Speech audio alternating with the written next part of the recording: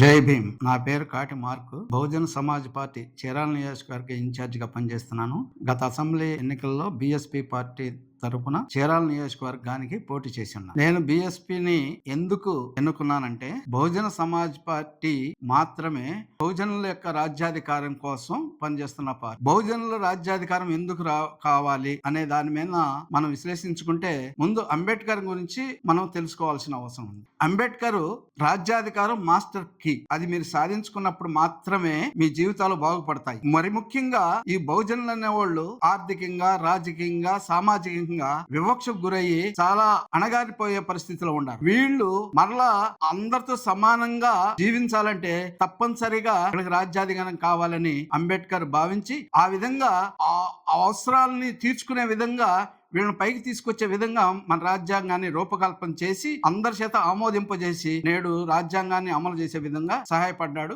Doctor BR Ambedkar. ఆయన స్ఫూర్తితో మన్యశ్రీ కాంశీరామ్ గారు, ఎవరైతే భారతదేశ జనాభాలో 85% జనాభా ఈ బహుజనులుగా అంటే పంచములుగా, మరి ముఖ్యంగా ఈ శూద్ర కులాలన్నీ ఈ కలిపి 85% భారతదేశ జనాభాలో ఉన్నారు. కానీ వీళ్ళు సంపదలో గాని ఎక్కడ అగ్రవర్ణాలతో పోటీ పడే పరిస్థితిలో లేరు. కారణం ఏంటంటే, భారతదేశ సామాజిక వ్యవస్థ పూర్వకాలం నుంచి ఈ విభిన్న వ్యత్యాసాలకి, వివక్షకి గురైన ఈ 85% ఉండ ఈ బహుజనులు, ఈ పంచములు గాని లేక శూద్రులు గాని వీళ్ళందరిని అణగదొక్కబడటం వల్ల వీళ్ళు ఆర్థికంగా గాని, రాజకీయంగా గాని, సామాజికంగా గాని వివక్ష గురయ్యి వీళ్ళు ముందుకు రాలేకపోతున్నారు. వీళ్ళు ముందుకు తీసుకురావాలనే ఉద్దేశంతో ఏర్పడ్డ బహుజన్ సమాజ్ పార్టీ, ఒక కాంశీరామ్ గారు తీసుకున్న నిర్ణయం వీళ్ళందరిని ఐక్యం చేయడం ద్వారా మాత్రమే ఇది సాధ్యం పడింది. వీళ్ళని ఏ విధంగా ఐక్యం చేస్తాం, అసలు దీనికి మూలాలు ఏంటి? ఈ మూలాలను విశ్లేషించుకుంటే కుల వ్యవస్థ అనేది స్పష్టంగా కనపడుతుంది. కుల వ్యవస్థ ఏ విధంగా ఉందంటే, కొన్ని కులాలు తక్కువ కులాలు గాను, కొన్ని కులాలు మాత్రమే అగ్రవర్ణాలు గాను అంటే పెద్ద కులాలు గాను, గౌరవించబడే కులాలు గాను ఉన్నాయి. ఆ యొక్క వివక్షను మనం అర్థం చేసుకోలేకపోతే ఈ కులాలను ఐక్యం చేయాల్సిన అవసరం మనకు అర్థం కాదు. కుల నిర్మూలన చేయాలంటే ఏ అయితే అణచివేతకు గురవుతున్న కులాలు, తక్కువగా కులాలుగా భావించబడుతున్న వాళ్ళని ఐక్యం చేసి వాళ్ళ యొక్క స్థితిని వాళ్ళు అర్థం చేసుకుని వీళ్ళందరూ యునైట్ గా పోరాడినప్పుడు మాత్రమే ఈ కుల నిర్మూలన జరిగింది. కుల నిర్మూలన ఎప్పుడు జరగాలి?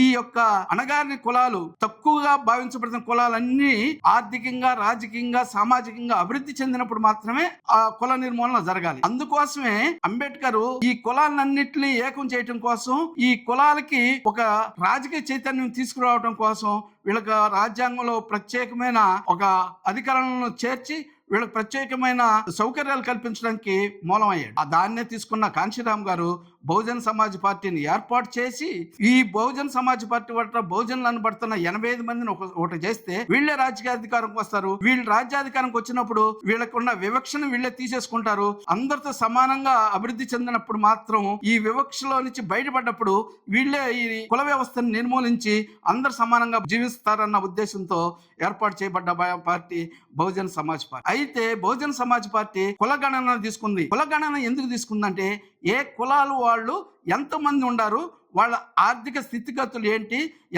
ఎన్ని ఉద్యోగాలు ఏ కులాల వాళ్ళకి చెందుతుంది, వీళ్ళకి వాస్తవంగా వాటా ప్రకారం రాజ్యాంగం చెప్పిన నిష్పత్తి ప్రకారం వీళ్ళకి ఎందుకు రావట్లేదు అనే దాన్ని అర్థం చేసుకోవాలంటే తప్పనిసరిగా కులగణన జరగాలి. అందుకే మనవాద పార్టీ అయిన బహుజన్ ఈ యొక్క కులగణను వ్యతిరేకిస్తుంది. ఆ కులగణను ఎందుకు వ్యతిరేకిస్తున్నారంటే, ఈ బహుజనుల నిజంగా తెలుసుకున్నప్పుడు వీళ్ళ పెత్తనం అనేది, వీళ్ళ అధికారం అనేది ఎక్కడ పోయిద్దో, ఈ అధికారం పోతే ఈ యొక్క బహుజనుల చేతికి, అనగానే కులాల చేతికి అధికారం వస్తే వాళ్ళ యొక్క భాగస్వామ్యం పెరిగితే వాళ్ళ వినికి దెబ్బతింటుందన్న ఉద్దేశంతో ఈ బీజేపీ ప్రభుత్వం ఈ కులగణని నిర్బంధంగా వ్యతిరేకిస్తుంది. మరి ఇప్పుడున్న తెలుగుదేశం పార్టీ గాని, జనసేన పార్టీ గాని ఈ కులగణన మీద వీళ్ళ యొక్క స్టాండ్ ఏంటనేది, అభిప్రాయం స్పష్టంగా చెప్పలేకపోతున్నాయి. కులగణన జరిగితే ఏ కులాలు వాళ్ళు ఎంతమంది ఉండారో తెలుసుకుంటే వాళ్ళకి రావాల్సిన వాటా, ఎమ్మెల్యేల సీట్లో వాళ్ళకి రావాల్సిన వాటాను వాళ్ళు అడుగుతారు, ఎంపీ సీట్లలో వాళ్ళకి రావాల్సిన వాటాను వాళ్ళు అడుగుతారు.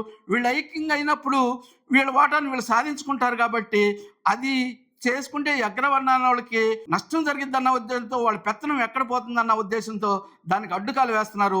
స్పష్టంగా కులగణన జరిగినప్పుడు మాత్రమే సామాజిక న్యాయానికి, సామాజిక ఆర్థిక సమానత్వానికి, రాజకీయ సమానత్వానికి కూడా నాంది పలుకుతాం. మొట్టమొదటి జరగాల్సింది కులగణన. ఇకపోతే కులగణన జరిగిన తర్వాత ఇప్పుడున్న పరిస్థితులన్నింటిని అర్థం చేసుకుని మన రాజ్యాధికారం మనం పోరాటం చేయాల్సిన అవసరం ఉంది. ఇది ఎందుకంటే భవిష్యత్తులో ఇప్పుడున్న పరిస్థితే కొనసాగితే ఈ మనువాద పార్టీలు, మనువాద బేస్ గా ఏర్పడ్డ సనాతన ధర్మం పేరుతో వాళ్ళు ఏర్పాటు చేయబోయే ప్రభుత్వాలు ఏ విధంగా పరిపాలన చేస్తాయో మీకు స్పష్టంగా తెలుసు. ఇప్పుడు వరకు అమలు జరుగుతున్న రాజ్యాంగం ద్వారా కొంచెం సంక్షేమ ఫలాలు ఈ బీసీ హాస్టల్ పెట్టుకోవటం కానీ, ఎస్సీ హాస్టల్ పెట్టుకోవటం కానీ, ఈ రిజర్వేషన్ వల్ల కానీ, లేకపోతే ఈ స్కాలర్షిప్ల వల్ల కానీ ఈ పిల్లకాయలు చదువుకుని సామాజికంగా కొద్దిగా అభివృద్ధి చెందటం ద్వారా వీళ్ళు కొంచెం అన్నిటికీ ముందు రాగలుగుతున్నారు. ఇది కూడా జీర్ణించుకోలేని ఈ సనాతన ధర్మవాదులందరూ ఏం చేస్తున్నారంటే, పూర్వకాలం ఏ వ్యవస్థ అయితే భారతదేశంలో పరిపాలించిందో పూర్వకాలం ఆ వ్యవస్థను మళ్ళీ పునఃప్రతిష్ఠించాలి అనే దుష్ట సంకల్పంతోనే ఇప్పుడు సనాతన ధర్మం అని ఎత్తుకున్నారు. సనాతన ధర్మం అంటే ఏంది? జోగిని వ్యవస్థ కూడా సనాతన ధర్మంలో భాగమే. అంటే జోగిని వ్యవస్థలో జోగిని పనిచేసేది ఏ కులాల నుంచి వస్తున్నారు? ఈ వివక్షకు గురయ్యే అమానీయమైన పనులు చేయటానికి మాత్రం ఈ కింది కులాలని, తక్కువ కులాలని నుంచి వాళ్ళు ఎన్నుకుంటారు కానీ వాళ్ళ అగ్రవర్ణాల నుంచి ఈ అమానవీయమైన పనులు చేయడానికి ఎన్నుకుంటారా? కాబట్టి మనం ఆలోచించింది సనాతన ధర్మం దేనికి సూచిక? పూర్వకాలం భారతదేశ పరిస్థితుల్లో 80% మంది ప్రజల్ని అణగదొక్కి ఏదో కొద్ది మంది పెత్తనం చేసిన సనాతన ధర్మాన్ని మళ్ళీ తీసుకురావడం అనేది ఎంత దుర్మార్గం. ఇదే పరిస్థితి మనం అతి త్వరలో రాజ్యాధికారానికి రాకుండా ఈ సనాతన వాదులు, మనువాదులు రాజ్యానికి వస్తే పూర్వ పరిస్థితికి మనం నెట్టబడతాం. మన తర్వాత తరాల వారు, మన బీసీ బిడ్డలు, మన ఎస్సీ ఎస్టీ బిడ్డలు, మన ఆదివాసీ బిడ్డలు అందరూ మళ్ళీ పూర్వ పరిస్థితికి దిగజారిపోయే పరిస్థితి ఉంటుంది.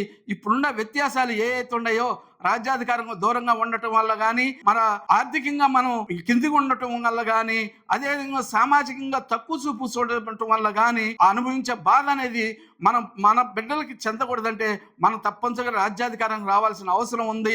ఈ రాజ్యాధికారం రాకుండా మనవాదులే మళ్ళీ రాజ్యాధికారానికి వస్తే మనం పరిస్థితి ఎట్టుంటది అనేది ఒక ఆలోచించుకోండి. మనం ఏ పరిస్థితుల్లోకి నెట్టబడతామో, మన బిడ్డలు ఏ పరిస్థితుల్లోకి వెళ్తారో ఆ పరిస్థితుల్ని మనం ఒకసారి అవగాహన చేసుకుంటే మనం తప్పనిసరిగా ఐక్యమయ్యి మన బహుజన రాజ్యాధికారం కోసం తప్పనిసరిగా పనిచేయాల్సి ఉంటది. దానికోసమే నేను బహుజన సమాజ్ పార్టీలో పనిచేస్తున్నాను. మీ ప్రజలందరూ కూడా దీన్ని అర్థం చేసుకుని బహుజనులు ఎక్కడైతే ఉండారో, బీసీల ఐక్యత ఎక్కడైతే అవసరమో, ఈ భారతదేశ వ్యాప్తంగా బీసీలు బహుజనులు అందరూ ఐక్యమైనప్పుడు మాత్రమే ఈ 15% ఉన్న భారతదేశ సంపద 60% సంపద 15 మంది అగ్రవర్ణాల చేతిలోనే ఉంది. మరి మిగతా 85 మంది సంపద ఆవిరైపోతుంది. దీన్ని గుర్తుపెట్టుకుని మనం అందరం ఐక్యమయ్యి రాజ్యాధికారం వచ్చినప్పుడు మాత్రమే మన భవిష్యత్తు తరాల వారికి విముక్తి కలిగిద్దని తెలియజేసుకుంటున్నాను.